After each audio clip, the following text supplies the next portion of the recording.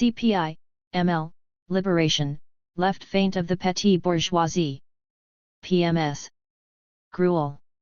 This article is mainly based on an analysis of the general program of the CPI, ML, Liberation, 2001, its policy resolution on tactics, 2001, and the political organizational report of its 7th Congress, November 2002. It has also drawn substantially from the CPI, ML/IPF, Quest for a Left Role by Prakash Karat, the Marxist, October-December 1990, and relevant documents of the CPI, M. The recent spurt in murderous activities of the CPI, Maoist, and the publicity given to it by the bourgeois media has tended to relegate the CPI, ML, Liberation into the background of the spectrum of petty bourgeois left adventurism better known as Naxalism. The Marxist, October-December 2005, has already carried an article by Com. Anil Biswas exposing the anti-left role of the so-called Maoists. Their ideological, strategic, and tactical positions remain rooted in 1967 when they first lit their supposed prairie fire at Naxalbari. Despite brief moments under the sun, they can never advance the cause of Indian revolution. Instead, their role, in the ultimate analysis, helps the ruling classes and has nothing to do with the theory and practice of Com. Mao Zedong, great leader of the Chinese Revolution. It is also necessary to take up cudgels with the seemingly more rational face of Naxalism, i.e. CPI, ML, Liberation. This is a formation that seeks to simultaneously sail in two boats. It swears by Mao Zedong thought and calls itself the true upholder of the legacy of Naxalbari. At the same time it repudiates the essence of the latter, consisting of armed revolution through guerrilla squads undertaking individual annihilation, underestimation of the role of the working class and reliance on peasantry as the leading revolutionary force, boycott of elections and disdain for mass work and building mass organizations, etc. It is this chameleon-like ingenuity that provides CPI, ML, Liberation with the ability to combine revolutionary posturing with the worst kind of opportunism and enhances its disruptive potential as a purveyor of petit bourgeois radicalism within the left movement. The roots of this duality, in fact, lie in their basic programmatic understanding. An examination of their party program and other associated documents is therefore necessary to understand their ideology, politics, and role. Stand on ideological and international issues. The CPI, ML, Liberation has made some significant changes from the ideological formulations of classical Naxalism. In its international analysis, old-style Naxalism began by first calling the Soviet Union as revisionist, collaborating with U.S. imperialism. Later, in accordance with the disastrous Three Worlds theory, advanced by the CPC, the Soviet Union was characterized as being social imperialist and the greatest enemy of the people. Concomitantly, U.S. imperialism was described as a lesser danger than the Soviets. East European socialist regimes were dubbed as client states or colonies of the Soviet Union. All those who upheld the existence of the socialist camp were called agents of social imperialism. Such abuse was specially directed at the CPI, ML Liberation abandoned the social imperialism thesis in its 4th Congress, 1988. It admitted that, we subscribed also to the view advanced by the CPC that the Soviet Union, being the latecomer imperialist power, was the chief source of a new world war, and therefore a broad-based anti-Soviet front was necessary to be formed against it, which under certain circumstances, might accommodate the USA as well. Further, the Polorg report of their 4th Party Congress stated that, it is one thing to condemn and oppose specific concepts and acts of the Soviet Union which go against the interests of the world people in general and hamper the growth of the left and democratic movement in our country in particular, but it is quite another to bracket the Soviet Union with imperialism and make it the principal target. This goes against reality, against the wishes of the Indian people and world people at large. Lack of partisanship for socialism. This belated acceptance of the existence of socialism in the Soviet Union was, however, not accompanied by any in-depth analysis of the reasons underlying the earlier erroneous understanding and its impact on their strategic and tactical positions. Thus the MLS discourse on the Soviet Union continued to be marked by hostility towards it. They persisted in accusing Soviet Union of hegemonism, i.e. of crushing the Czech uprising, invading Afghanistan, and backing Vietnamese invasion of Cambodia. Writing in the March 1990 issue of Liberation, Vinod Mishra, their then General Secretary, asserted that the CPI-ML was the only Indian Communist Party which unequivocally condemned sending Soviet troops to Czechoslovakia in 1968 to crush a popular uprising, the Russian invasion of Afghanistan and the Russian-backed Vietnamese invasion of Kampuchea. The counter-revolutionary nature of the Prague Spring of 1968 and imperialism's role in it are totally ignored. The CPI-ML would have preferred to see the April 1979 Sour Revolution in Afghanistan go down in blood at the hands of imperialism and local reaction. It also overlooks the facts about Kampuchea, the brutal genocide of lakhs of Kampucheans by the Pol Pot regime, the overt support to it by imperialism and the liberating role of the Vietnamese army. Similarly, it persisted in calling East European socialist states satellites of Soviet Union. The inference is that just as imperialism had colonies, so too did the socialist Soviet Union. And if this is so, then what is there to choose between the two? This lack of partisanship for socialism and underestimation of the role of imperialism is also seen in their reaction to the Tiananmen Square events in 1989. Their Politburo's statement of June 8, 1989, regarding this started by stating that the CPI-ML expresses its deep concern over the events in China. As reports indicate, a large number of students and innocent citizens got killed in the army operation in Tiananmen Square. Such a tragedy in a socialist country is really unfortunate, and we share the grief and shock expressed by progressive and democratic people the world over. The same resolution opined that, we hope that the CPC will now deeply analyze the root cause behind the popular movement for democracy and initiate necessary political reforms to satisfy people's heightened aspirations for democracy.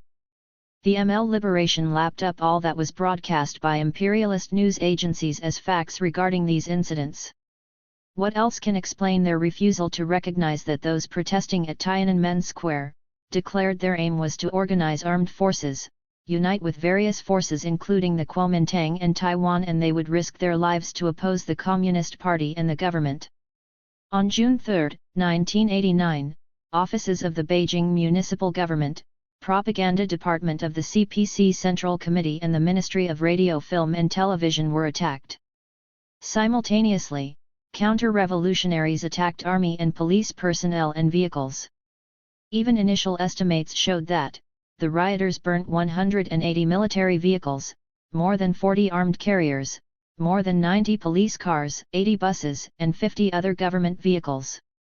Nearly 100 soldiers and policemen died and thousands of policemen and soldiers were wounded. To meet this situation, the PLA had to resort to action. In the clashes, a total of 300 people died, of which students constituted 36. On developments in People's China, resolution of CPI-M Central Committee adopted at its meeting of July 15 to 17, 1989. The CPI-ML liberation's position leaves no doubt about where they stood at the time of Socialist China's gravest moment of peril. Counter-revolutionaries attempting to overthrow the socialist state were provided the halo of innocence, their role was glorified as the popular movement for democracy, the crushing of counter-revolution was dubbed as unfortunate, and finally thereby the CPC and the socialist state were virtually put in the dock for defending the system to bring into being which millions of the best sons and daughters of the Chinese people had laid down their lives. So much for the ML liberation's proletarian internationalism and defense of socialism against imperialist subversion. The resolution of the CPI-M Central Committee on Developments in People's China had clearly stated that the May-June events were not a spontaneous struggle for democratic rights but a well-prepared attack on the socialist system, exploiting the students for reactionary ends. It forthrightly supported and welcomed the thwarting by the CPC and PLA of this imperialist-backed class challenge. This did not prevent the CPI-M from addressing the objective and subjective reasons for things coming to such a pass and criticizing what it considered to be the mistakes of the CPC. Thus the above resolution highlighted the ideological impact of China's growing economic links with the imperialist world in the quest to rapidly advance productive forces for sustaining and developing what CPC describes as the primary stage of socialism. It noted the failure of the CPC in combating the impact of bourgeois liberalism. Significantly, it also referred to the shortcomings in expanding socialist democracy and combating bureaucratic trends as well as distortion in relationship between the party and government, as a result of which, the party often replaced the government appropriating its functions.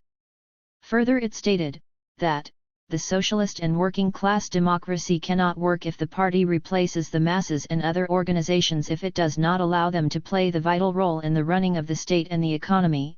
On developments in People's China, resolution of CPI-M's Central Committee. Despite this criticism, the CPI-M gave primacy to the foiling of this attempt to overthrow socialism in China and did not whimper in quivering regret or fall prey to imperialist propaganda of so-called massacre of innocents. This is precisely what distinguishes the revolutionary working class position represented by the CPI-M from that of petit bourgeois radicalism represented by the CPI-ML, liberation. It is hardly a coincidence that revisionism, which Lenin called the obverse of left adventurism, displayed similar lack of partisanship to socialism by also taking a wishy-washy and vacillating stand on these events in China. Wrong understanding of contradictions. At the time of their Fourth Congress in 1988, ML Liberation used to believe that the so-called Soviet hegemonism derived from a wrong understanding of fundamental contradictions by the CPSU, i.e. considering the contradiction between socialism and imperialism as being central. In their view, the central contradiction was between national liberation and imperialism. After collapse of socialism in the Soviet Union and East Europe, they have in fact moved to a position, which virtually denies the existence of the contradiction between socialism and imperialism. Thus the political organizational report of their Seventh Party Congress held in 2002 states that, we must understand that all the three major international contradictions, imperialism versus the Third World, heightened antagonism between capital and labor in the advanced countries and inter-imperialist rivalry, even if the last mentioned is articulated at present in the form of non-US imperialist powers merely expressing a measured disagreement with the US and not offering an outright opposition, militate and occasionally also converge against unipolarity.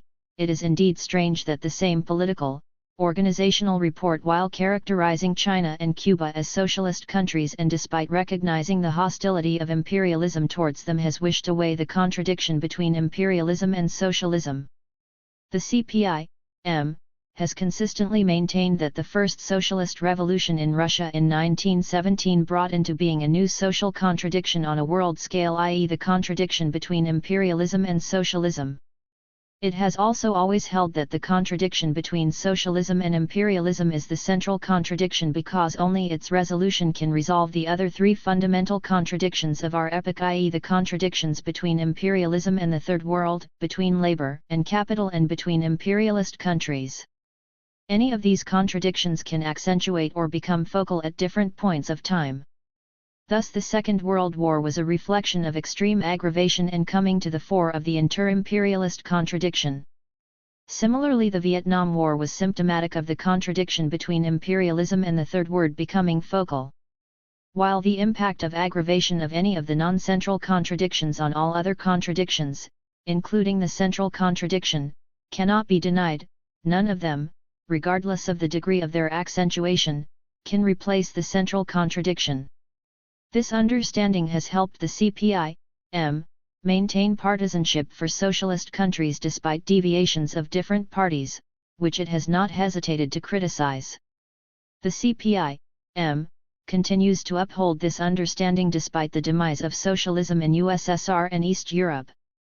This is because, despite the fact that the international correlation of forces favor imperialism at the end of the 20th century and capitalism continues to develop the productive forces with the application of new scientific and technological advances, it remains a crisis-ridden system apart from being a system of oppression, exploitation, and injustice. The only system, which is an alternative to capitalism, is socialism. The central social Contradiction therefore remains between imperialism and socialism for the epoch, CPI, M, Program, Para 2.8. By initially denying centrality of contradiction between socialism and imperialism and by now wishing away its very existence, ML Liberation underplays importance of the socialist system and fails to see socialism as the central feature of our epoch and the main target of imperialism. This leads them to fall prey to petty bourgeoisie radicalism. Other reflections of this trend can be seen in the underrating by the CPI, ML, Liberation the political, economic, and ideological war of imperialism versus socialism and its impact on contradictions in socialist countries. Thus it says that the setback in socialist countries is almost exclusively because of their own mistakes. While these internal factors are definitely primary, the dialectical relationship between them and the imperialist offensive is missed. The ML Liberation's General Program, as updated in February 2001, contains no analysis of the international situation and the correlation of class forces prevailing on a world scale.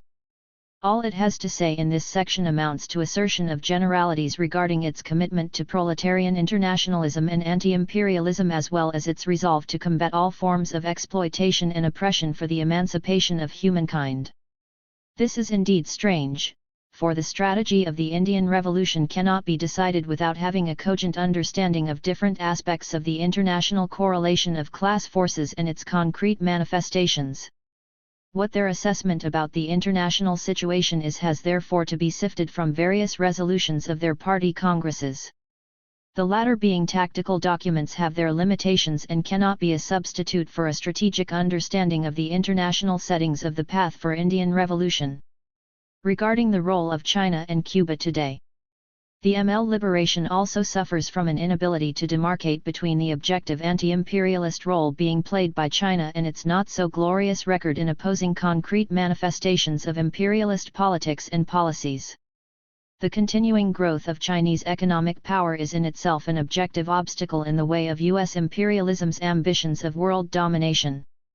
Unfortunately, Liberation chooses to assess China's role vis-a-vis imperialism only in the context of whether it provides inspiration to the international communist movement or not. Thus the political, organizational report of its 7th Congress restricts itself to stating that, with its great history, amazing economic performance and curious concepts, China continues to surprise both her admirers and detractors, but it is no longer a source of inspiration for the international communist movement. The same document recognizes the inspirational impact of the overt and heroic anti-imperialist role of Cuba. However, it also states that, Cuba does carry a strong message of defiance and there are sincere feelings of international solidarity with Cuba, but that is not enough to power a global communist resurgence. This assessment of Cuba essentially within parameters of its potential regarding communist resurgence undermines the broader anti-imperialist role being played by it today. Besides, there is also the question of whether any socialist country can power a global communist resurgence.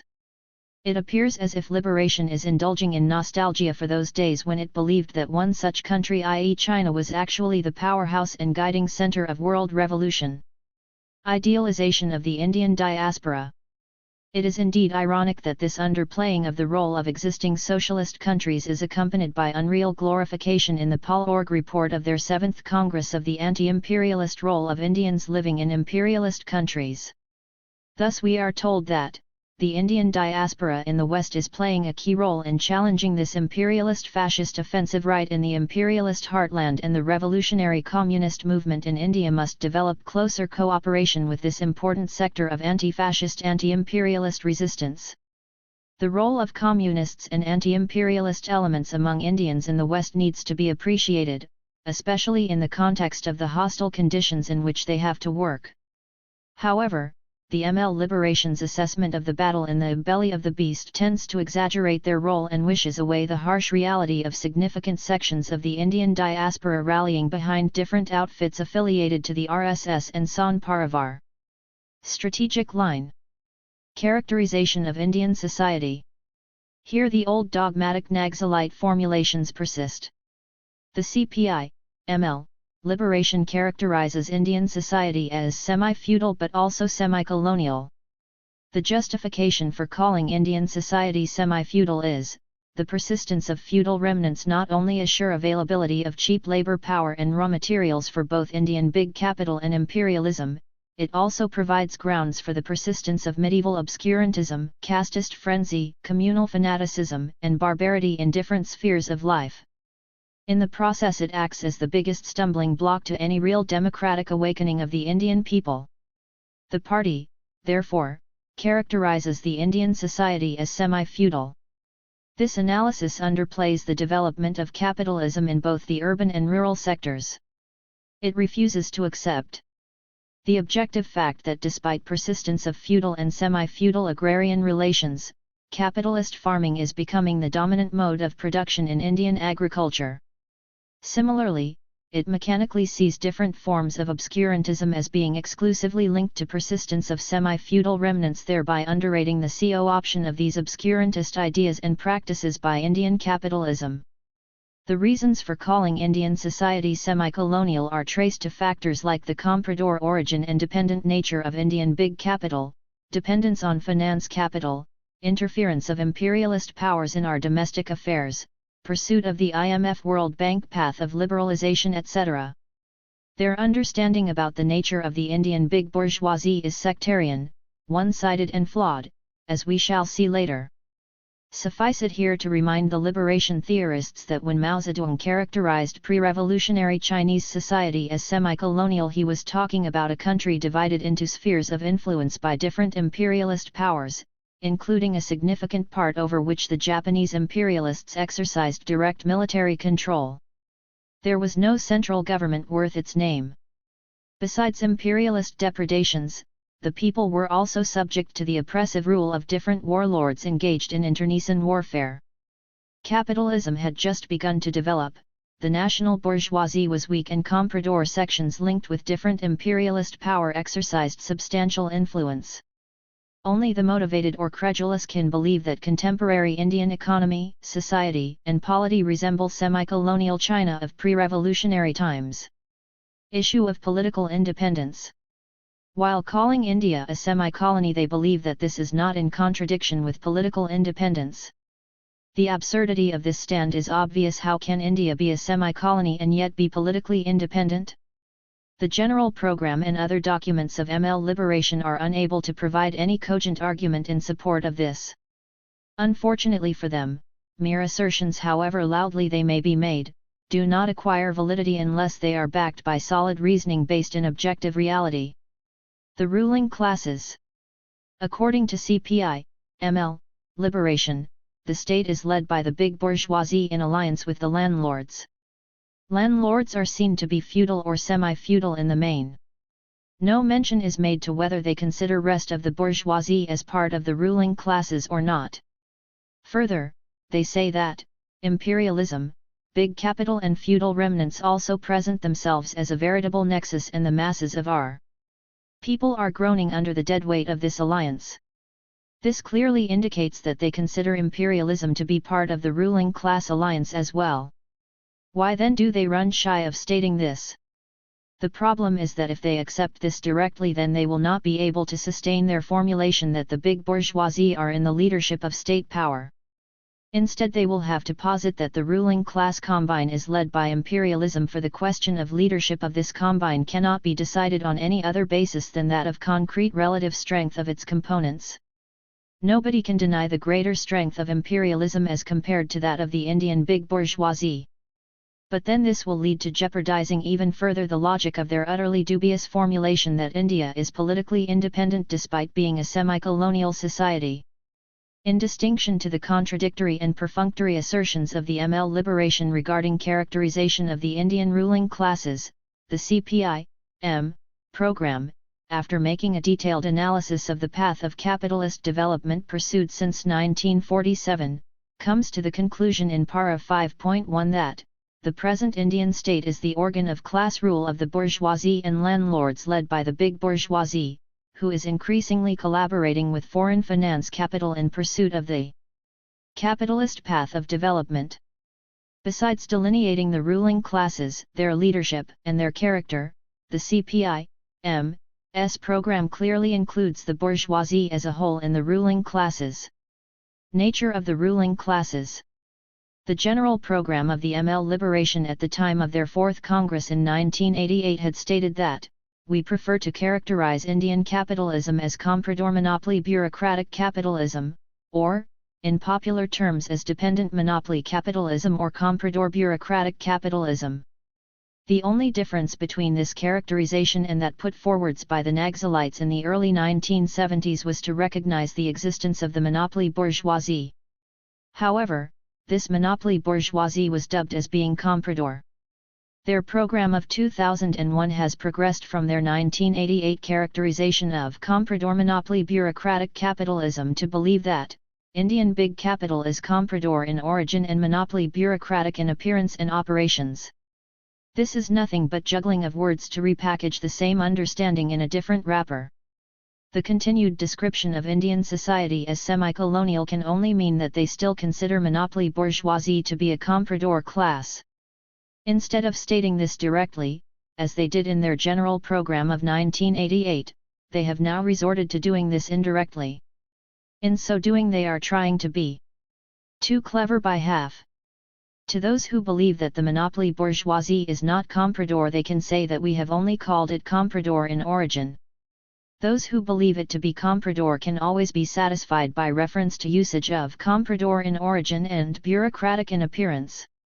To see Indian monopoly bourgeoisie as comprador is ridiculous. It defies both the Marxist-Leninist analysis of the comprador bourgeoisie as well as seeks to deny the enormous growth and vast industrial base of the Indian monopoly bourgeoisie. What is comprador bourgeoisie? The formulation regarding the Indian bourgeoisie being comprador has nothing to do with the Marxist-Leninist understanding of what really comprises the comprador bourgeoisie. The theses on the revolutionary movement in colonial and semi-colonial countries of the Sixth Congress of the Communist International held in 1928 had stated that, the comprador bourgeoisie in a colonial, dependent or a backward country is a servitor of foreign imperialism concerned mainly with trade operations connected with the export of indigenous raw materials and import of manufactured goods from imperialist countries. Mao Zedong in his work Chinese Revolution and the Chinese Communist Party, 1939, accepted this definition of the comprador bourgeoisie made by the Communist International. Thus he described the comprador bourgeoisie as a class which directly serves the capitalists of imperialist countries and is nurtured by them. In other words, comprador bourgeoisie essentially represent bureaucratic merchant capital and are virtual commission agents dependent on proceeds from buying and selling goods for imperialism.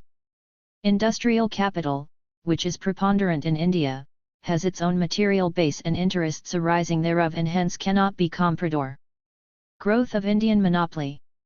Indian monopoly bourgeoisie have benefited most from the policies pursued by governments since 1947.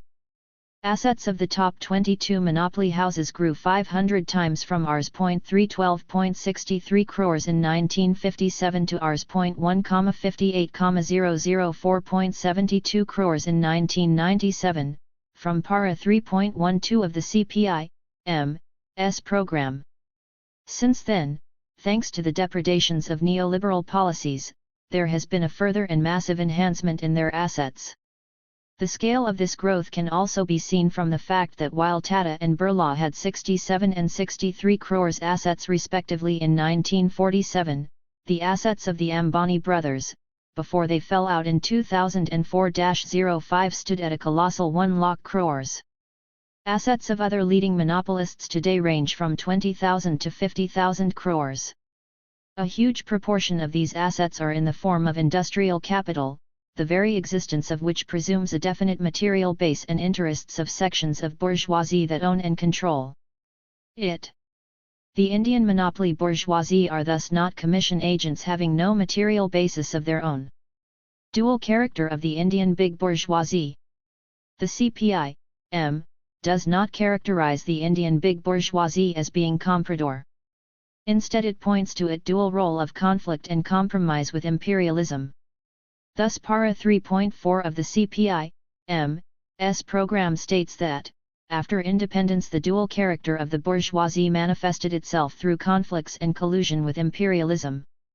Para 7.10 of the CPI-M's program explains the dynamics of this dual character as follows: the Indian bourgeoisie as a class has its conflicts and contradictions with imperialism and also with the feudal and semi-feudal agrarian order. But the bigger and monopoly section, after attainment of independence, seeks to utilize its hold over the state power to resolve these conflicts and contradictions by compromise, pressure, and bargain. Developing further on the nature of the big bourgeoisie, Para 5.1 of CPI-M's program states that the big bourgeoisie are increasingly collaborating with foreign finance capital in pursuit of the capitalist path of development. Indian monopoly capital has a big industrial base. Besides, it controls large part of the trading and service sectors. All this presumes that the big bourgeoisie has interests of its own as a class. These interests and the concrete condition, strengths, and weaknesses of the Indian big bourgeoisie determine its dual role of conflict and compromise vis-a-vis imperialism. The conflict arises out of clash of interests on control of indigenous markets and share in the world market. The collaborationist trend of the big bourgeoisie vis-a-vis imperialism and its tendency to increase with the passage of time is rooted in a relatively weak position of the Indian bourgeoisie as compared to the imperialist bourgeoisie, b. limitations imposed by its compromise with landlordism, c. its dependence for advanced technology on imperialist countries, d. lack of colonies that helped capital accumulation for those capitalist countries where capitalism first came into being, and e. late start in building capitalism. Given its weaker position, the Indian bourgeoisie's relationship with imperialism is no doubt unequal and dependent. The demise of socialism in the Soviet Union and the consequent strengthening of imperialism has also helped strengthen the trend towards increasing collaboration. However, the increasing collaboration with foreign finance capital by the Indian big bourgeoisie and its integration with the globalized capitalist system does not mean that it has become comprador. Collaboration with or dependence on imperialist capital should not be confused with compradorism. With most colonial countries gaining independence in the post-Second World War period, the bourgeoisie were engaged in developing capitalism in these countries with degrees of collaboration with imperialist capital. The capitalist path in the lesser developed countries obviously could not proceed without having integral links with the world capitalist system.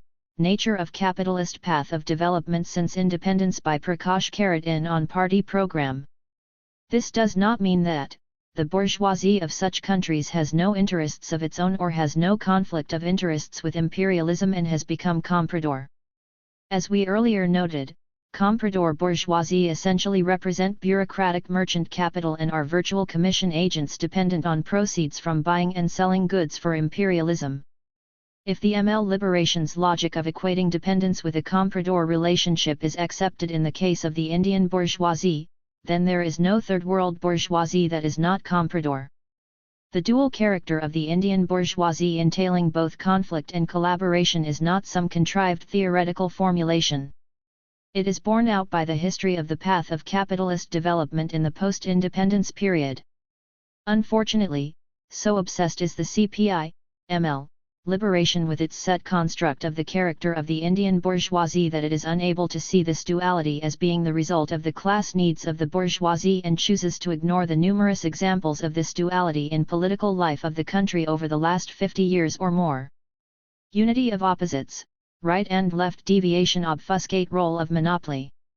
The revisionists, till they had a program, used to deny leadership of the ruling classes by the big bourgeoisie to somehow justify their characterization of the Indian bourgeoisie as being both anti-imperialist and anti-feudal. By doing so they concealed from the Indian people one leading enemy of democratic revolution.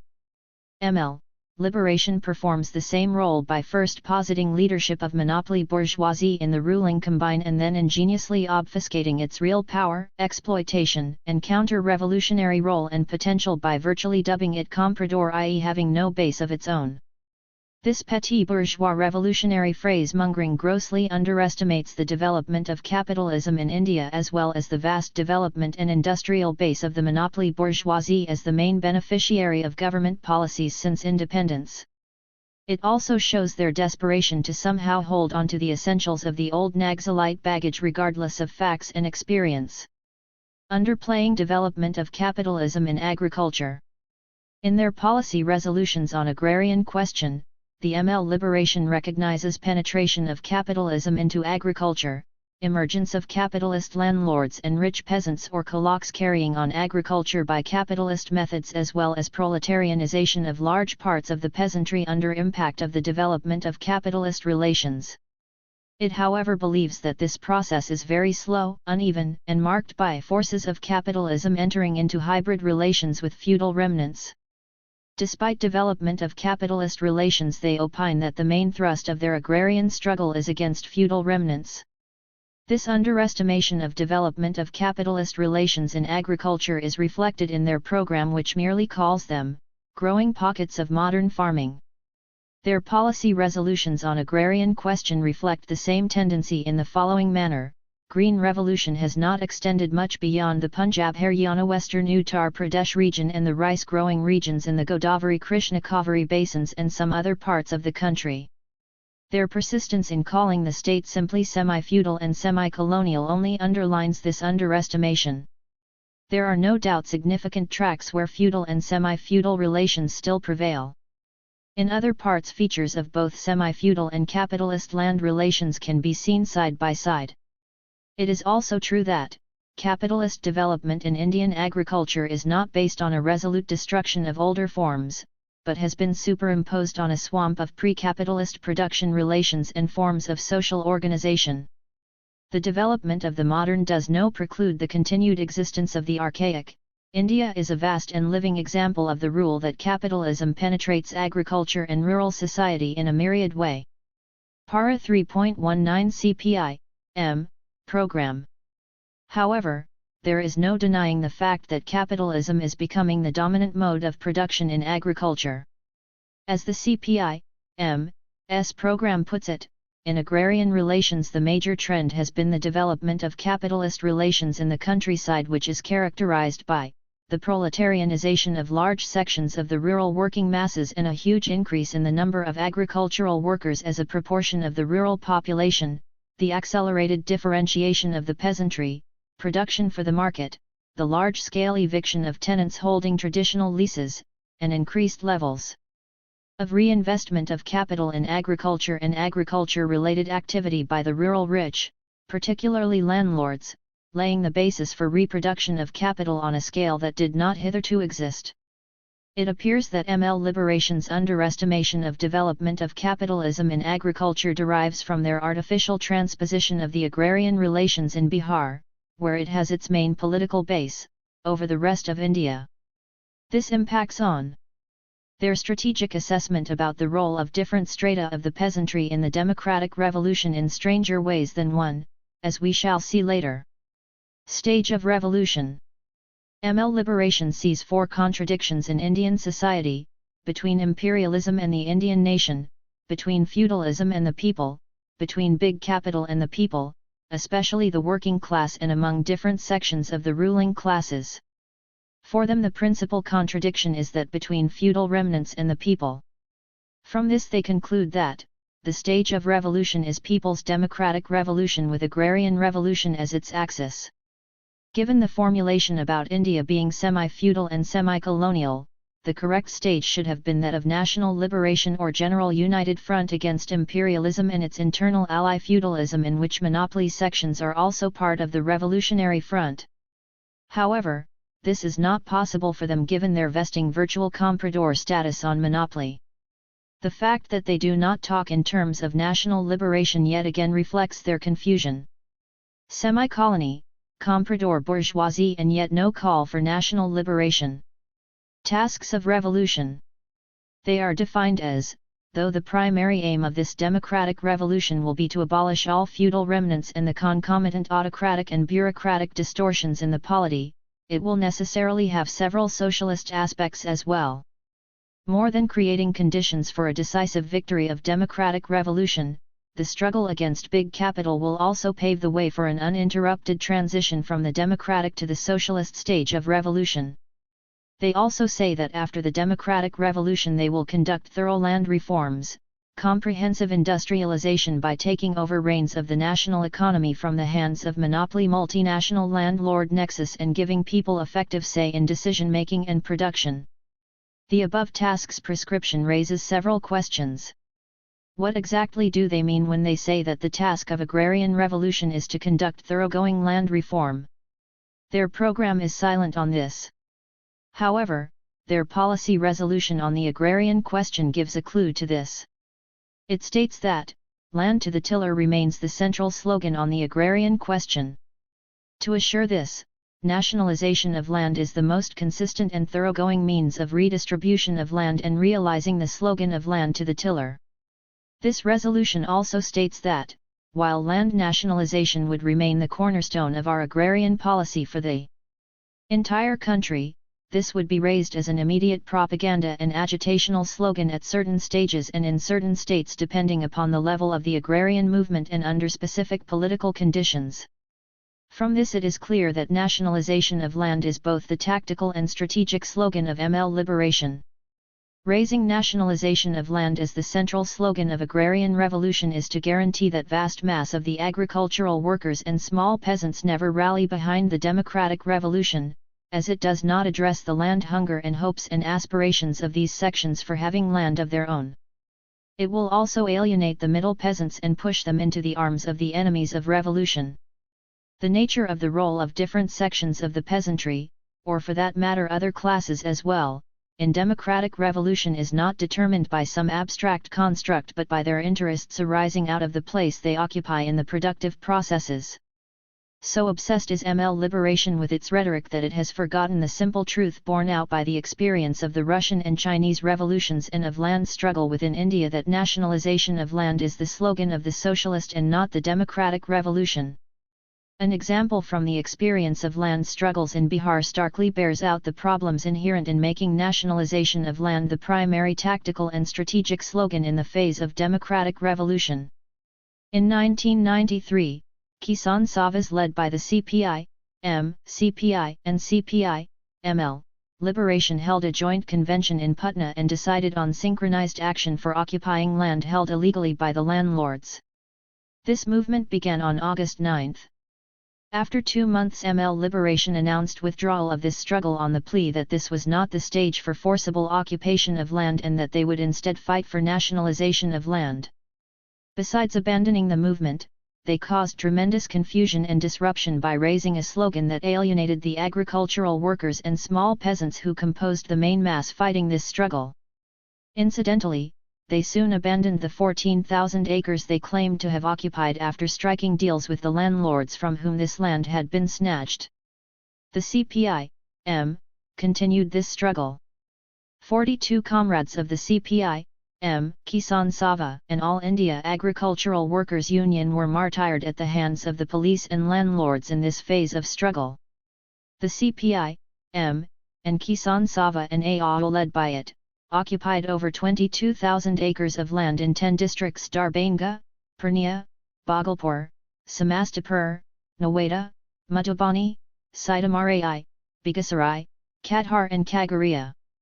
This land was distributed among agricultural labourers and small peasants. Landlords have made repeated attempts to recover these lands but have failed in face of determined resistance.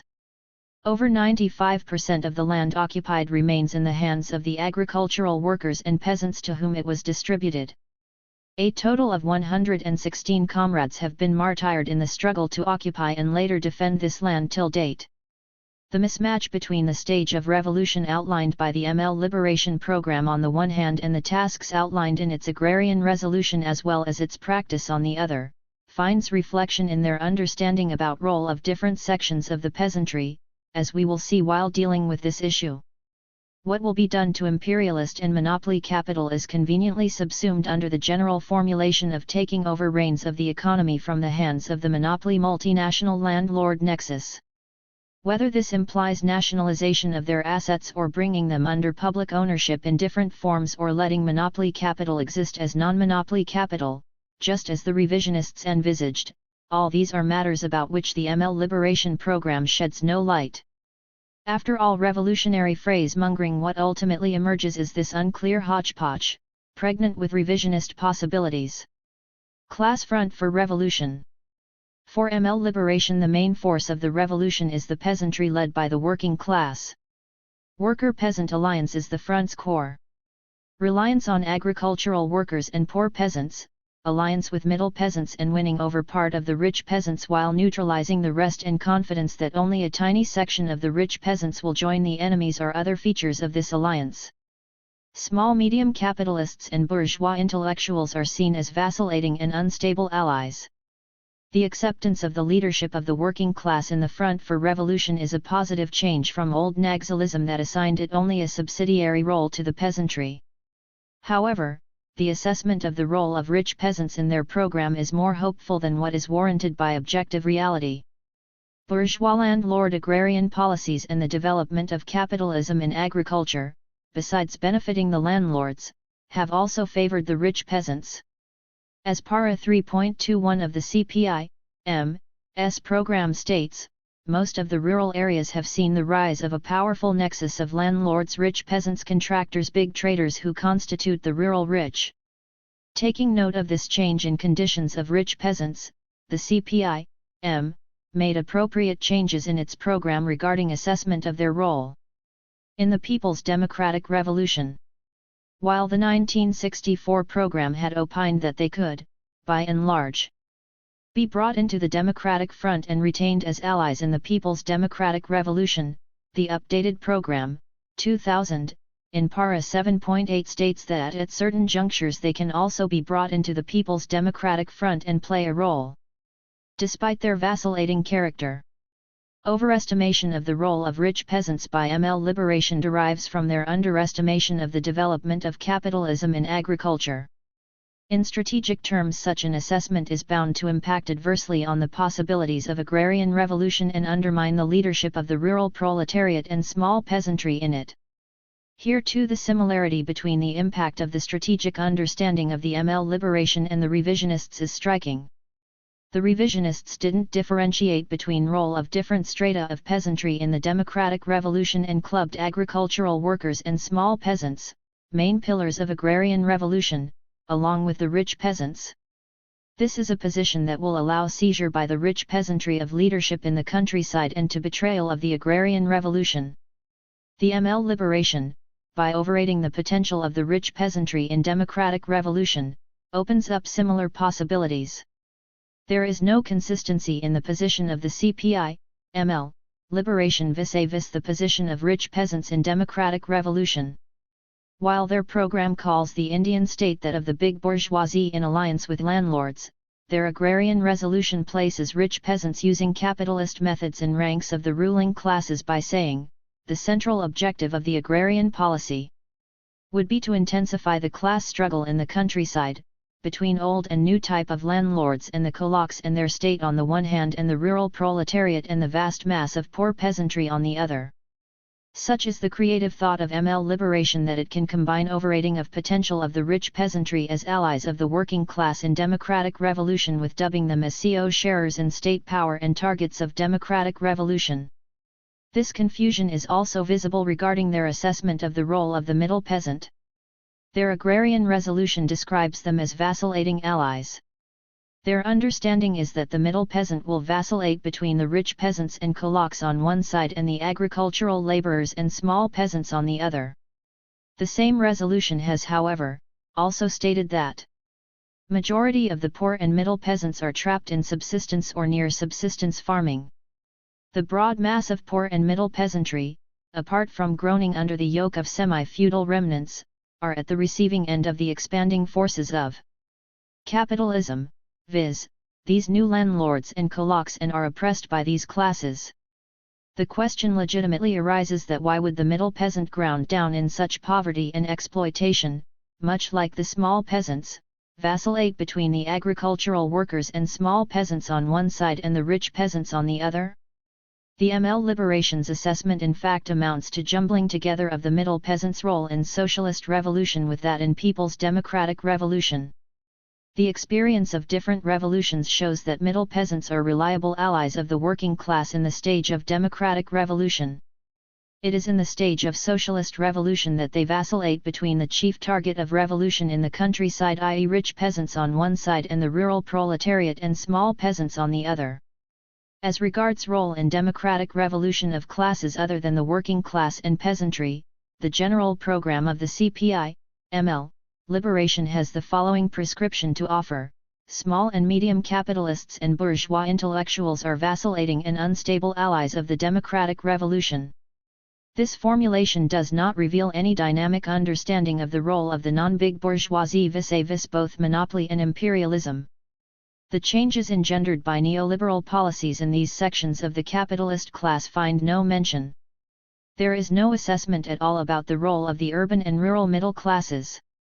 Who they are, what impact liberalization has had on them, whether differentiation among them has grown due to neoliberal policies, what role their different strata will play in democratic revolution, all these are matters of no concern to the ML liberation. Mention is made only of middle-class intellectuals who are mechanically dubbed as vacillating and unstable allies of the revolution. This undermines the potential of their progressive sections and does violence to the Leninist understanding of the role of intellectuals in backward, developing societies. Method of transition. Different tactics including participation in elections, extra-parliamentary struggle, utilization of possibilities of forming provincial governments etc. are envisaged in the process of achieving democratic revolution by the ML liberation. It concedes the possibility of peaceful transition in exceptional circumstances but deems this to be unlikely. The abandonment of the line of individual annihilation propagated by old-time Naxalism and attempts at involving the masses rather than armed squads of committed revolutionaries are positive.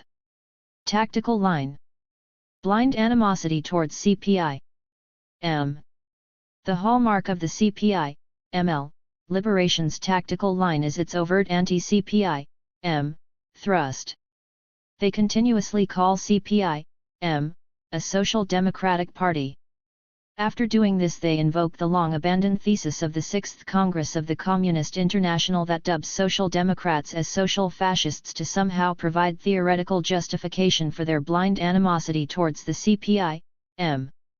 Their cadres are taught that it is not possible for their party and movement to advance unless they mount a continuous attack on the CPI-M and mass organizations led by it.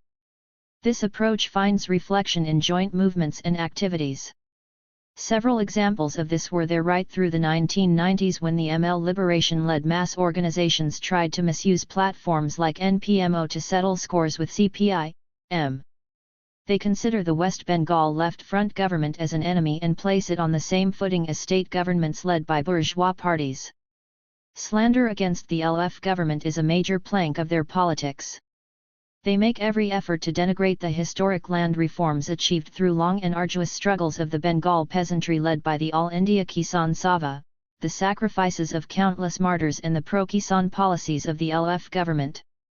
Thus, their 7th Congress Pol.org report states that, even in a state like West Bengal, the total area of redistributed ceiling surplus land amounts to only 8% of the total cultivable land in the state. The fact that ceiling surplus land distributed in West Bengal amounts to almost 20% of the total such land distributed in the country has no meaning for them. Their policy resolution on agrarian question, 2001, is marked by gross deceit on the issue of tenancy. Thus they state that, though tenancy has been banned in many states, it is legal in West Bengal, it is widely prevalent on the sly. The reference to Bengal is motivated to somehow show that the left front government is even more anti-tenant than other state governments. They know that the Bargadari Act in West Bengal, under which over 15 lakh tenants have been registered, provides tenants such guarantees against eviction by landlords as exist nowhere else in the country. Yet they indulge in this slander. The same resolution also states that, reverse land reform, however, has come on the governmental agenda now. Powerful lobbies are demanding lifting of agricultural ceiling to facilitate the entry of corporate sector and agro-business units into agriculture. Several states including Karnataka, West Bengal, Maharashtra, and Tamil Nadu have taken concrete legislative or administrative steps in this direction. The accusation that the West Bengal LF government has taken steps to reverse land reforms is a pack of lies. 2 years ago, they had launched an entirely false campaign accusing the LF government of planning to introduce a draconian legislation on lines of POTA in West Bengal. They allege that CPI-M's stand on FDI and taking of foreign loans by state governments is the same as that of the Congress-led central government or of state governments run by different bourgeois parties. They conveniently overlook the fact that the West Bengal government is adhering to the direction of the political organizational report of the CPI-M's 18th Party Congress, April 2005, that FDI is permissible only if it a. augments existing productive capacities, b. involves technological upgradation and c. entails employment generation. Addressing the issue of taking of foreign loans by state governments led by the CPI-M became necessary because of increasing pauperization of state governments due to neoliberal policies pursued by the central government.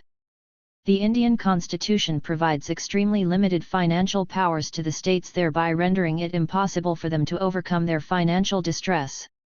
Unlike state governments led by bourgeois parties, those led by the left cannot meet this situation by cutting down expenditure on welfare of the people. The Polorg report of the CPI-M's 18th Congress noted that state governments led by the party have to function under and struggle against constraints dictated by policies of the central government and the class realities of the present. It also directed that, whenever our governments hard-pressed for funds but duty-bound to provide relief to the people are offered loans by imperialist agencies and Western governments, the party should consent to such loans only if it does not weaken its fight against the imperialist dictated policies. In other words, they may accept aid for developmental projects, but the important criteria that needs to be adhered is that there should be no conditionalities, which are against our basic interests and policies. In no case should we go in for loans, which involve structural adjustment programs. Such programs entail conditionalities like privatization of certain sectors, downsizing staff, cutting subsidies, and fiscal conditionalities.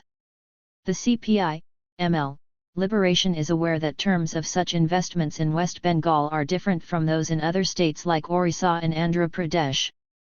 Yet it continues to claim that the West Bengal government is following exactly the same policies in this regard as are followed by the central government and state governments led by bourgeois parties. Unlike the liberation theorists, the CPI-M has a responsibility towards the workers, peasants, and other toilers of Bengal and will do all it can in the given circumstances to serve their interests. The type of radicalism represented by ML liberation preys on petty bourgeois dreams of quick deliverance from harsh realities of capitalism and has an inherent tendency to escape from confronting concrete reality to forge the ways and means to change it. As opposed to this, the CPI-M believes that the struggle for an alternative socialist order has to be based on the revolutionary transformation of the existing order. This, in turn, needs an engagement, i.e., joining issues of the revolutionary forces with the existing world realities with the sole objective of changing the correlation of forces in favor of socialism. This process of revolutionary transformation has to be based on such an engagement, and not on the wishful thinking of escaping from the existing realities.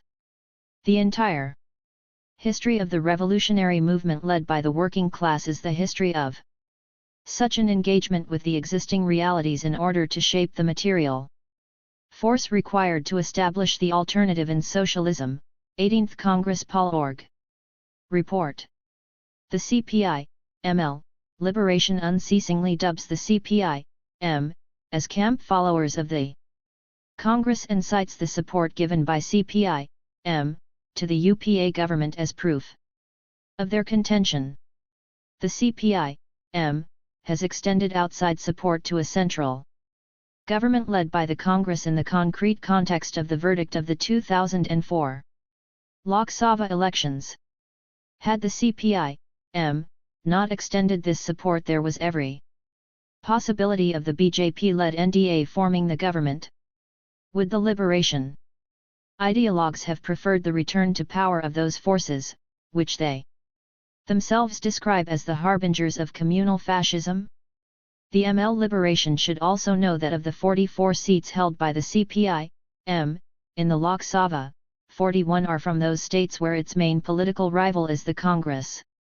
In other words, the CPI-M has won the overwhelming majority of these seats by defeating candidates of the Congress or those of their allies, like the Muslim League, Kerala Congress etc. in Kerala.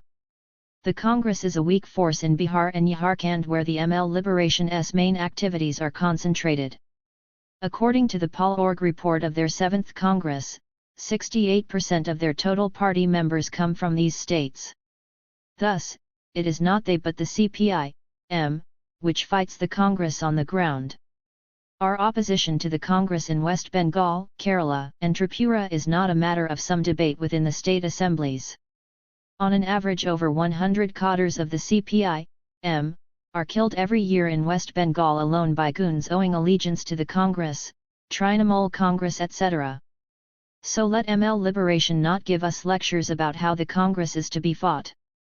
It is the CPI-M and other aligned left forces that forced the UPA government to include certain pro-people issues in their common minimum program. Again, it is the CPI-M, which is mainly responsible for forcing the hand of the government to accept measures like the Rural Employment Scheme.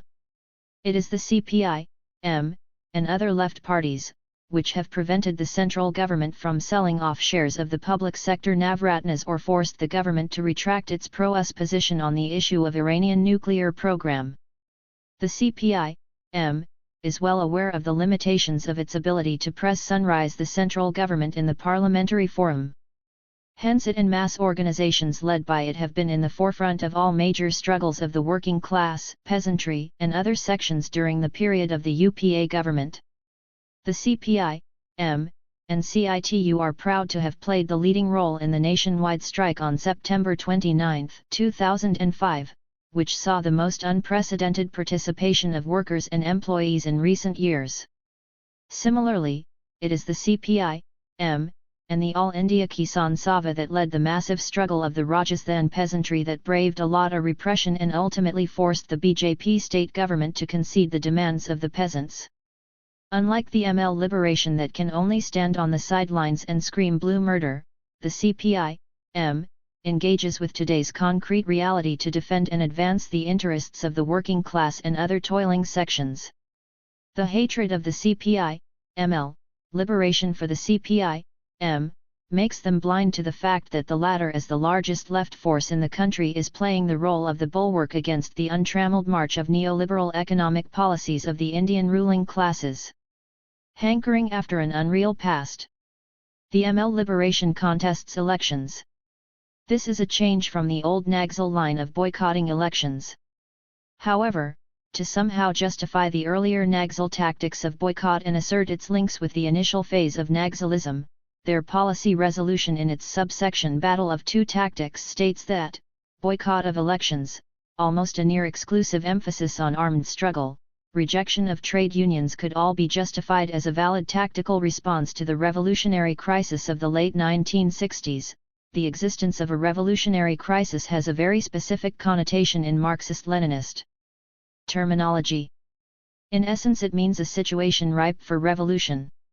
Keeping the rich experience of the Russian Revolution in mind, Lenin had in 1920 outlined certain essential features of a situation ripe for revolution in the following words: we must not only ask ourselves whether we have convinced the vanguard of the revolutionary class, but also whether the historically effective forces of all classes, positively of all the classes of the given society without exception, are aligned in such a way that everything is fully ripe for the decisive battle, in such a way that 1. All the class forces hostile to us have become sufficiently entangled, are sufficiently at loggerheads with each other, have sufficiently weakened themselves in a struggle which is beyond their strength, that 2. All the vacillating, wavering, unstable intermediate elements, the petty bourgeoisie and the petty bourgeois democrats as distinct from the bourgeoisie, have sufficiently exposed themselves in the eyes of the people, have sufficiently disgraced themselves through their practical bankruptcy, and that 3. Among the proletariat a mass sentiment in favor of supporting the most determined, supremely bold, revolutionary action against the bourgeoisie has arisen and begun vigorously to grow. The revolution is indeed ripe then, Lenin left-wing communism, an infantile disorder. Elsewhere in the same work Lenin had opined that, it is not enough for revolution that the exploited and oppressed masses should understand the impossibility of living in the old way and demand changes, it is essential for the revolution that the exploiters should not be able to live and rule in the old way. Only when the lower classes do not want the old way and when the upper classes cannot carry on in the old way, only then can revolution triumph. This truth may be expressed in other words: revolution is impossible without a nationwide crisis, affecting both the exploited and the exploiters. Let us examine whether such a situation actually prevailed in India in the late 1960s. The year 1967 witnessed breaking of Congress monopoly over power and coming into being of non-Congress state governments in 9 states. However, among them there were only 2 states, Kerala and West Bengal, where the left was a force to be reckoned with and formed important part of the United Front governments that came into being there. In the remaining 7 states, Congress rule was replaced by that of other bourgeois parties. How this represented a revolutionary crisis is anybody's guess. Further, to extrapolate sharpened class struggle in states with significant left presence and different militant struggles outside these states of the working class and peasantry on their immediate and partial demands during this period to mean that a revolutionary situation was prevailing in the country is nothing but a nostalgic pipe dream. Here too it is relevant to note that heightened of class struggle in West Bengal and Kerala and the militant struggles outside these states in this period owed nothing to the Naxalites. Their individual annihilation tactics, utter disdain for mass movements and other forms of anarchic infantilism caused great harm to the movements of workers, peasants, students, and other sections of the toiling people. It is the CPI-M and mass organizations led by it that were in the forefront of the movement for land, food, and democratic advance in West Bengal and other such struggles outside this state. In the process they had to brave state repression and attacks from both the Naxalites and the revisionists. The ML Liberation's categorization of this period as one of revolutionary crisis is accompanied by justification of boycott of elections by early Naxalism. In other words, they believe that the party of the proletariat should not fight elections to the bourgeois parliament at times when the situation is ripe for revolution. By this logic, Lenin and the Bolshevik party should be accused of revisionism and betrayal of the interests of the working class, for the Bolsheviks participated in elections to the bourgeois parliament in Russia or the Constituent Assembly in the period September to November 1917, which undisputedly was one of a revolutionary crisis. Lenin in his work, Left-Wing Communism, an Infantile Disorder, justified this participation in the following words, that, owing to a number of special conditions, the urban working class and the soldiers and peasants of Russia were in September-November 1917 exceptionally well prepared to accept the Soviet system and to disperse the most democratic of bourgeois parliaments, is an absolutely incontestable and fully established historical fact. Nevertheless, the Bolsheviks did not boycott the Constituent Assembly, but took part in elections both before the proletariat conquered power and after. Further, he stated that, it has been proved that participation in a bourgeois democratic parliament even a few weeks before the victory of a Soviet republic, and even after such a victory, not only does not harm the revolutionary proletariat, but actually helps it to prove to the backward masses why such parliaments need to be dispersed. It helps their successful dispersal, and helps to make bourgeois parliamentarianism politically obsolete. ML Liberation also upholds as valid the armed struggle unleashed then by the Naxals. The central feature of this was not people's war waged by a Red Army or even organized partisan guerrilla warfare, as some may like to believe. Instead, it consisted of individual annihilation of few landlords, yudars and low-ranking government officials by motley squads that soon degenerated into criminal gangs. Later, in the early 1970s, these worthies emerged as the murderous Kongshals, hit squads of Naxals having protection of the Congress and working in close coordination with it to attack and kill CPI-M cadres during the period of semi-fascist terror in West Bengal, 1971–77. Similar individual terrorism indulged in by gangs of the CPI, Maoist, is decried by the ML Liberation as anarchism. Today, Upholding of these tactics in the name of a so-called revolutionary situation is flawed in the extreme, for revolutions are not made by terror squads but by determined mass mobilization and revolutionary actions, both peaceful and violent, of the majority of the exploited classes.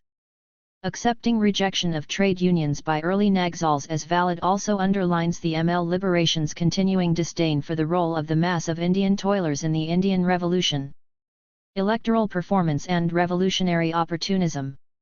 The liberation theorists are at a loss to explain why, despite their so-called revolutionary line, they are unable to expand their legislative presence beyond a few seats in the Bihar Assembly. The Polorg report of their 7th Congress, 2002, tried to justify this on the ground that it takes a long time for those having a really revolutionary line to increase their presence in legislatures significantly. Thus it stated that all wild notions of rapid electoral advance are bound to be refuted, and refuted quite harshly, by objective social reality. Elsewhere they take refuge behind assertions to the effect that any attempt at measuring the success of a communist party primarily in terms of its electoral performance amounts to liquidationism.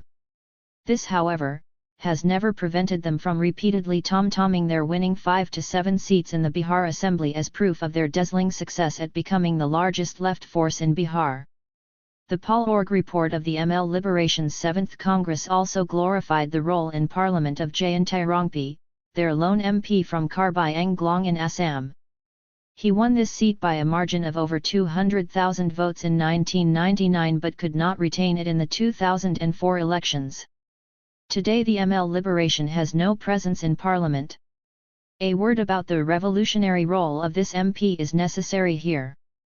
On June 28, 1993, he expressed his revolutionary zeal by abstaining on a no-confidence motion moved in Lok Sabha by the CPI-M MP, Ajoy Mukhopadhyay, against the Narasimha Rao-led Congress central government. The reasons for no confidence were pursuance of anti-people economic policies, based on total surrender to the IMF and World Bank, compromising attitude to communal forces, failure to implement social justice, and all-pervading corruption even at the highest levels of the government. Rongpi, in company of JMM members, alleged recipients of currency suitcases, ensured defeat of the no-confidence motion by a narrow margin. The then Congress CM of Assam, Hiteshwar Saikia, had declared that he had come to a deal with the ASDC leaders for reviving the Karbi Anglong Council in exchange for Rongpi's support to the Narasimha Roa government on the no-confidence motion. The ML Liberation had for long glorified its role in Karbi Anglong and North Kachhar districts in Assam and claimed that it was leading a tribal awakening in the aftermath of the Assam agitation. In the latter part of the 1990s, the ASDC led by ML Liberation controlled the district councils in both these districts. The ASDC won all 5 assembly seats. This was hailed by ML Liberation as their victory. However, in the 2001 assembly elections they could not retain even a single seat and were reduced to winning just 2 of the 26 seats in the district council. This was preceded by a split in the ASDC, with the breakaway group going over to the BJP-AGP alliance. The ML Liberation's Policy Resolution on Tactics, 2001, recognizes the need to forge understandings, even alliances with certain bourgeois parties to exploit differences between ruling class parties as well as to isolate the main enemy, etc. However, their practice is often characterized on one hand by posturing that dubs electoral alliances or political links by left parties with any bourgeois party as the ultimate sin, and on the other hand sanctions entering into clandestine deals in Bihar with BJP allies like Samata Party or the current JD-U. A recent example of the ML Liberation's electoral opportunism was seen in the Bihar Assembly polls in February 2005 when Raja Ram Singh, its candidate from Abra constituency in Aurangabad district, solicited and received the open support of Ranveer Sena, which ML Liberation claims to be a sworn enemy. As a result, he almost won. The ML Liberation attributed his defeat by a narrow margin to booth capturing. In the assembly elections in October 2005, Ranveer Sena backed another candidate and Raja Ram Singh was defeated by over 8,500 votes. His total vote decreased by 10,667 in October, from what he had got in February. Further, during the October 2005 Bihar Assembly elections, the ML Liberation's General Secretary, Dipankar Bhattacharya opined that Ram Vilas Paswan shouldn't be seen as a bourgeois politician as he represented marginalist sections and that it was not possible to conclusively define his class character, as he had not been part of any government in Bihar. The fact that Paswan is a cabinet minister in the UPA central government and has earlier been member of different central governments including the NDA government has no meaning for the Liberation General Secretary. Besides, since when has an individual's class character become solely incumbent on whether he or she is part of some government or not?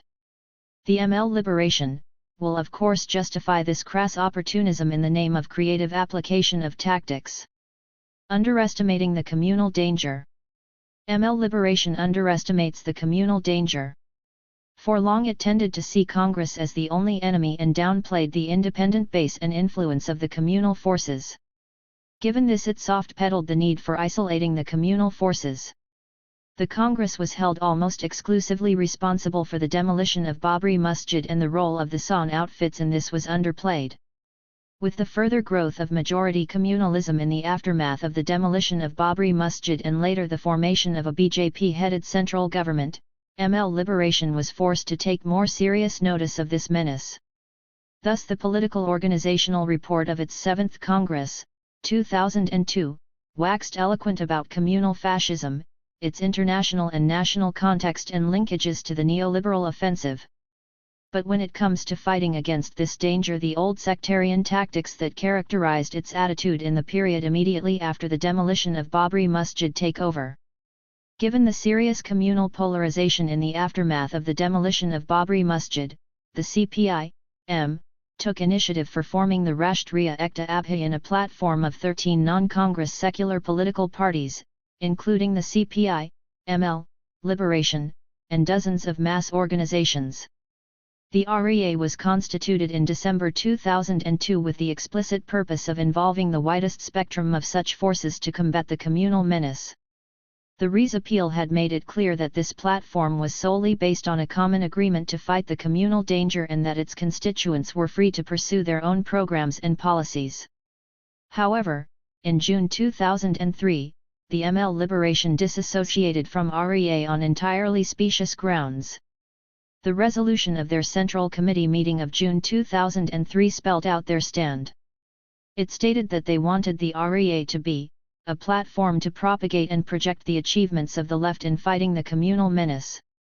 They accused the CPI-M and CPI of using this forum to glorify the so-called secular heroism of Lalu Yadav and Mulayam Singh. Further, they charged that the CPI-M and CPI were using the anti-BJP edge of the REA as an alibi for giving crucial concessions to the Congress and avoiding all possible confrontation with the state. The ML Liberation is not one to trifle with petty things like facts. The fact is that Mulayam Singh did not participate in a single meeting or program of the REA. So where was the question of lionizing him? Conversely, Lalu Yadav did take the Abhiyan seriously and played a key role in keeping the communal forces at bay in Bihar in that period. The accusations against the CPI-M and CPI using this platform to give concessions to the Congress were totally baseless. It is not we but CPI-ML, Liberation's sole member of parliament who refused to vote for a motion of no confidence moved in Lok Sabha by a CPI-M MP against the Congress central government in June 2003, the month in which ML Liberation accused us of compromising with the Congress. On September 9, 2003, a highly successful Bharat Band was organized against the economic policies of the Congress central government at the initiative of the CPI-M, other left parties and mass organizations. Perhaps this too for them is a sign of compromise with the Congress. The need for the REA had arisen out of the magnitude of the communal challenge. The gross sectarianism of ML Liberation masked in excuses for walking out of it only underlines their underestimation of the communal threat even at a time when it was at its height. Their 2002 Polorg report mentions the tendency of Congress to compromise with communalism and its being the most natural representative party of the Indian ruling class. This is used as justification for the line of having nothing to do with the Congress on the issue of defense of secularism. The vacillations of the Congress on the issue of communalism are well known. The CPI-M has been in the forefront of exposing them among the people. Yet it cannot be denied that a large part of the mass following of this biggest party of the Indian ruling class is essentially secular. A line that sees Congress as untouchable in the fight vs. communalism hampers access to and mobilization of this mass in the struggle to defend secularism.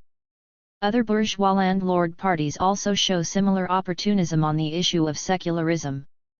By the liberation's logic, they too should be untouchable and the left alone should go out to combat this menace.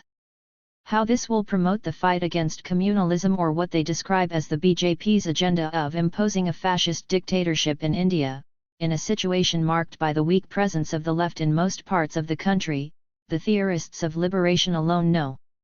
Involving bourgeois parties including the Congress in the fight against communalism is a tactical necessity today if the danger of communalism is to be effectively fought back. This does not mean harboring any illusion about the consistency of bourgeois parties in the fight against communalism. Nor does it tie one's hands in fighting against both their vacillations vis-a-vis communalism and the anti-people economic policies pursued by them and their governments. The ML Liberation's lack of real emphasis on fighting communalism can be seen from the fact that this task occupies a very small part of their program. Their policy resolution on tactics, 2001, while opining on issues ranging from the nationality question, relations with bourgeois parties, Kashmir, mass organizations, agrarian scenario etc. has no section on communalism. Their program clubs casteism and communalism, describing them as instruments that weaken and divide people's struggle.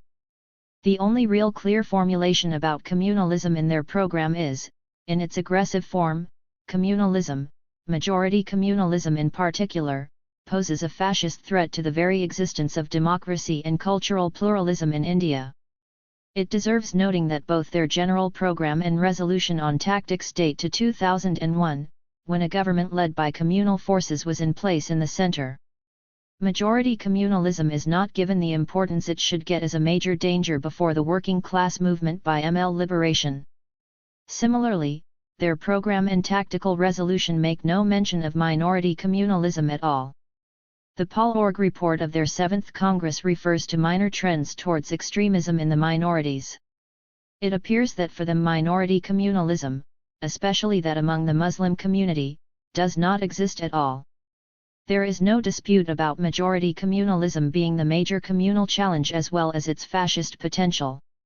Nor is there any argument on the fact that the depredations of majority communalism help promote communalism among the minorities.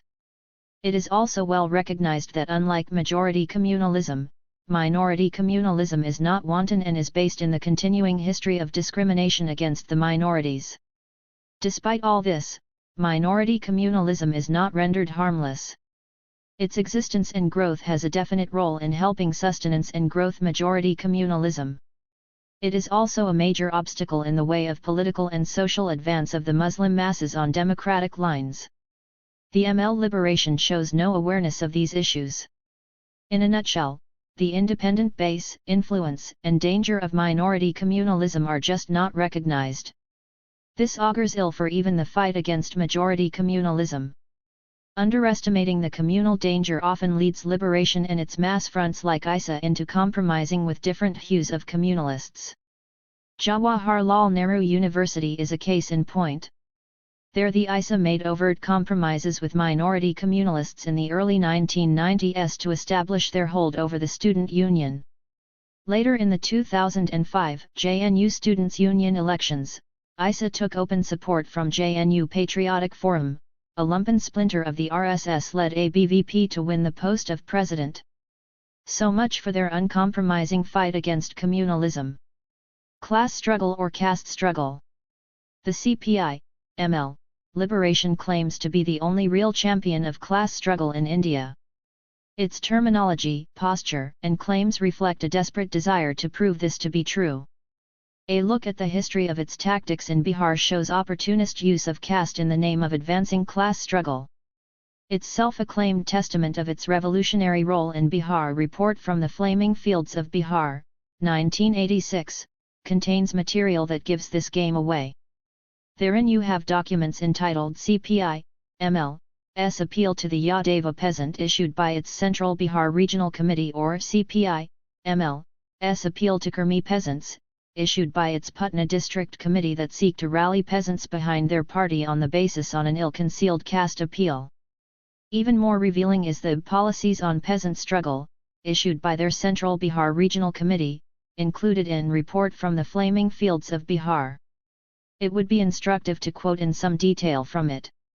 A section of this document entitled On Castes states that, in an area dominated by landlords of a particular caste, we should utilize the contradictions of other castes with that caste in the interest of the broadest possible mobilization of the peasantry. However, before carrying the struggle to higher levels, enough political work should be done to isolate the landlords from their own caste. Further, in a section called On Yadavas, after emphasizing the need to organize peasants of this caste in priority next to organizing the landless and peasants of lower castes, it is stated that, vested land held by small landlords and rich peasants among the Yadavas should not be forcibly occupied. The same section also states that, before taking action against any landlords/oppressors/dacoits/thieves of this caste, we should enlist the participation or at least support of the majority of the Yadava peasants. The above formulations in reality mean, I. Sparing of landlords of non-dominant castes in any particular area in the name of utilizing contradictions with other castes against the dominant caste landlords. 2. Even landlords of the dominant caste in the area are not really endangered because of the qualifying clause of isolating them from the peasants of their own caste before acting against them. Given the social realities of Bihar, this is unlikely to happen in a short time. 3. Appeasement of Yadav landlords in the name of priority for organizing peasants of this caste. 4. Finding excuses for not fighting other anti-socials and oppressors from the Yadav caste. This was the period when the ML liberation was hopeful of riding piggyback on Yadav assertion to emerge as a political force in Bihar. The Mandal Commission recommendations and the emergence of Lalu Prasad as the supreme caste leader of the Yadavs put a sorry end to this dream of the ML liberation. The caste consciousness spawned among its leaders and cadre during this period was responsible to a large extent of the defection of several of its Malays to Lalu Yadav's party in the 1990s. Besides this, the strict prioritization of organizing the lower castes, followed by the Yadavs, also implies virtual exclusion of peasants or landless belonging to upper castes from their organization. This can only mean pushing these sections into the arms of landlords belonging to their castes. The opportunist use of caste by the ML liberation was also vividly seen in the aftermath of the murder of Maheshwar Singh, leader of the Kisan Sabha and the CPI-M, in Darbhanga.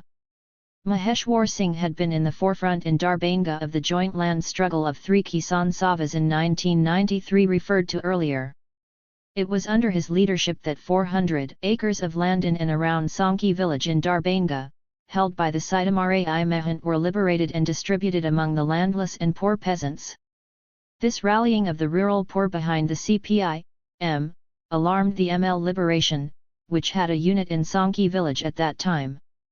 Maheshwar Singh was attacked and killed in broad daylight by Laxmi Paswan, Ramdale Paswan, and others belonging to ML liberation. They had the full support of landlords of the area. The killers were caught by the people and handed over to the police. Rather than taking action against these murderers, ML liberation resorted to caste mobilization to save them and gain sympathy of their caste. They declared the organizing of a Paswan Zilla Simmalan in support of the killers. When people of this caste who did not belong to their party objected to this move, the ML liberation called a meeting under the banner of IPF. While doing so, they openly declared that IPF stood not for Indian People's Front but for Indian Paswan Front. Far from learning from its mistakes, ML liberation continues to peddle caste maneuvers of the above kind as the best examples of its heightened and uncompromising class struggle in Bihar. In the process, it has contributed to strengthening caste identities and politics in Bihar. The duality in word and deed of the ML liberation was also revealed in the early 1990s on the issue of reservations for backward classes. They supported these reservations introduced by the Mondal Report and correctly pointed out the limitations of such measures. However, on the ground in different universities, including Allahabad and Jawaharlal Nehru universities, unable to withstand the casteist mobilization of large sections of students against the Mondal recommendations, their student outfit the ISA found refuge in the slogan "Neither Mondal nor Commandal." The fleeting electoral victories of the ISA in universities in Uttar Pradesh immediately after the anti-Mondal agitation were in no small measure a result of these tactics. The fact that they disappeared as major players in UP universities just as swiftly as they had arrived, only underlines the limitations of such crass opportunism. Stand on nationality question, sanction to secession. The CPI-ML program recognizes the right to self-determination including the right to secession. Its policy document states that as there is no single oppressor nationality, it is wrong to think in terms of separate liberation of various nationalities. The same resolution however also notes the historical trend of independent Kashmir and Nagaland etc. and harps on the right of self-determination, including secession in some special cases. In a resolution on Kashmir it sees the danger of independent Kashmir becoming an easy target for imperialist manipulations. Yet it is not averse to the demand for an independent Kashmir or plebiscite, in principle. This means that in reality the ML liberation would not mind Kashmir and Nagaland seceding into the arms of imperialism. The case of Kashmir is especially pertinent. Its secession can only mean either of two scenarios, i.e. accession into Pakistan or setting up an independent state. That merger into Pakistan is not going to deliver the Kashmiri people is too obvious to require any argument. The other option of independent Kashmir is equally if not more disastrous. Such a landlocked entity, having little resources, is bound to become a client of imperialism. It will provide US imperialism a base to unleash its machinations against all neighboring countries: India, China, Pakistan, Afghanistan, and the Central Asian republics. How liberating such a dispensation will be for the Kashmiri people, the ML liberation should perhaps ask the Iraqi and Afghan people who are today forced to live under the jackboot of imperialism. Marxism-Leninism does not prescribe any mechanical formula sanctioning the right to secession as an absolute right. Such issues have to be decided keeping the concrete case in mind. However, there is one overarching principle that guides decisions of Marxist-Leninists in this regard, i.e., does it serve the interest of the working class or not? The writings of Marx, Lenin, Stalin, and other great communist revolutionaries provide any number of examples of adoption by them of precisely this criterion in dealing with different demands for self-determination. Thus in the 1840s Marx supported the Polish and Hungarian national movements while opposing those of the Czechs and the South Slavs. Marx's support to the former was guided not just by the fact that they represented oppressed nationalities. It was also rooted in the fact that the Polish and Hungarian movements were directed against the absolutism of the Russian and Austrian empires, for political democracy which was of vital interest to the European working class at that time. He opposed the Czech and South Slav movements because this was at that time equivalent to indirect support to Tsarism, the most dangerous enemy of the revolutionary movement in Europe. Stalin, The Foundations of Leninism, 1924. In 1916 Lenin wrote that, the various demands of democracy, including self-determination, are not an absolute, but a small part of the general democratic, now general socialist, world movement. In individual concrete cases, the part may contradict the whole, if so it must be rejected. Lenin. The discussion on self-determination summed up, July 1916. In today's circumstances, secession of any part from India can only help imperialism, for these nationalities will not be seceding into some socialist haven but into the ambit of imperialism. This has grave implications for the working class and other toilers of the seceding nationality. They will go out of the pale of the pan-Indian movement, thereby weakening both themselves and the general movement of the Indian workers and toilers.